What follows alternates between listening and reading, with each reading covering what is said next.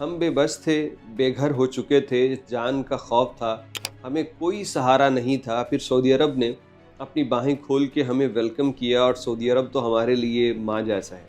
یہ کہنا ہے ان شامی شہریوں کا جنہوں نے اپنی زندگی کے کچھ سال یا کچھ وقت سعودی عرب میں گزار دیا، اور آج بھی وہ سعودی عرب میں ہیں۔ شام کے اندر حالات جب بہتر ہوئے، ان لوگوں سے انٹرویو کر کے پوچھا گیا تو انہوں نے کہا کہ ہم تو زندگی کی امید کھو چکے تھے، پھر سعودی عرب نے ہمیں سہارا دیا، اور ایسا سہارا دیا، یہ انفارمیشن ہم آپ کو بتائیں گے کہ کس طرح سے شامی شہریوں کو ایک باعزت، ایک پروقار سٹیٹس دیا گیا سعودی عرب میں، وہ جو بشار الاسد کے مظالم سے بھاگے تھے۔ اس کے علاوہ شامی مبصرین کی باتیں ہم آپ کو سنائیں گے، جنہوں نے کہا ہے کہ سیریا کے لیے، شام کے لیے سب سے مخلصانہ کاوشیں سعودی عرب نے کی ہیں، اور انہوں نے وجہ بھی بتائی کہ سعودی عرب نے کیا کیا کیا ہے شام کے لیے۔ ذرا یہ ریزیڈنٹ ہیں، شامی شہری ہیں، سعودی عرب میں موجود، ان سے انٹرویو کیا گیا، ان سے ذرا پوچھا گیا سعودی عرب کے متعلق، تو انہوں نے روتے ہوئے جس طرح سعودی عرب کے لیے اپنی جو سوچ ہے اس کا اظہار کیا، وہ دیکھیے، پھر اس پہ بات کریں گے۔ من سوريا حمص. من مدينة حما. دير الزور. من حلب. من ادلب. لاذقية. من سوريا. هوني ولدتون، هوني ربيوا، هوني بلدهم الثاني مثل سوريا، بيحبوها مثل سوريا، بيجوا بيزوروا الرياض مثل بلدهم حما. اجينا على بلد لمتنا مثل الام، كنا مهجرين، ما حسينا حالنا ببلد غربة ابدا. جيراننا السعوديين يعني خدمات التعليم، خدمات الصحة، اللي احتضنت السوريين، عرفت، بدون مشاكل وبدون كذا أجين ولا كذا ولا أبدا. يعني الناس السوريين جم تعايشا مع الوضع. ایک بزرگ شامی خاتون ہیں جو کہتی ہیں کہ میں بڑے عرصے سے یہاں مقیم ہوں، میرے بچے امریکہ، یورپ وغیرہ میں تھے، وہ سب بھی یہیں شفٹ ہو گئے، کہ جیسا سکون اور امن اور احساس اپنائیت کا یہاں پہ ہے، وہ دنیا میں کہیں نہیں۔ پھر فیملیز جو بشار الاسد کے جنگ کے بعد بھاگے تھے وہاں سے، وہ کہتے کہ ہمارے پاس کوئی سہارا نہیں تھا، ہم بے بس تھے، بے گھر ہو چکے تھے، ہم اپنی جان بچانے کے لیے بھاگ رہے تھے، سعودی عرب نے ہمیں سہارا دیا۔ سعودی عرب تو ہمارے لیے ماں جیسا ہے، یہاں پہ کبھی ہمارے ساتھ اجنبیوں جیسا سلوک نہیں ہوا۔ ہمارے سعودی نیبرز جو ہیں وہ بہت اچھا ہم سے انہوں نے سلوک کیا، اور یہ وہ باتیں ہیں جو یہ لوگ کر رہے ہیں۔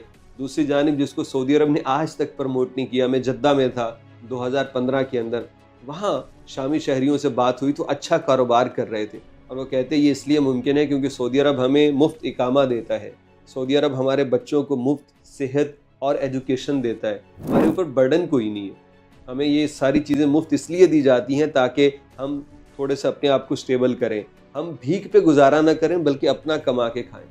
مجھے آج بھی یاد ہے، غالباً احمد اس شخص کا نام تھا جو جدہ شارع بلدیہ کے پاس رہتا تھا میرے ساتھ، ایک بلڈنگ میں رہتا تھا اور اوپر اس کا اپارٹمنٹ تھا، وہ اچھا کاروباری شخص بن چکا تھا، اور وہ ماشاءاللہ سے اچھا روزگار کما رہا تھا، کہہ رہا تھا بس حالات خراب ہوئے، فیملی کے ساتھ آئے اور یہاں پہ اچھا بزنس کر رہے ہیں۔ تو ایسے سعودی عرب نے تمام شامی شہریوں کو جو ہجرت کر کے آئے مفت اقامے، رہائش، کھانا پینا، ساری سہولیات دی، اور اس کے بعد کہا کہ آپ اپنی قسمت آزمائیے، اس مارکیٹ میں کام کیجئے، اور انہوں نے بڑا بڑا اچھا بزنس کیا۔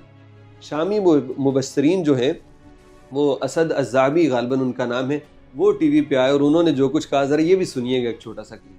الدول العربية كان واضح، المملكة، قطر، بحرين، الإمارات، الأردن. الدولة السعودية كان أشرف وأنظف وأصدق دور كان للشعب السوري.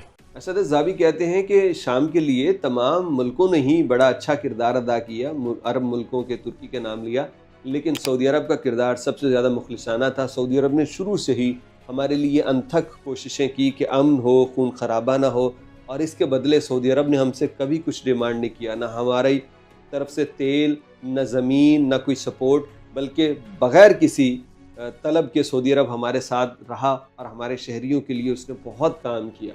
یہ شامی مبصرین کا کہنا ہے۔ تو میں اسی لیے ہمیشہ جب بھی تعریف کرتا ہوں سعودی عربیہ کی، تو میں کہتا ہوں کہ یہ تو مہاجر ہے۔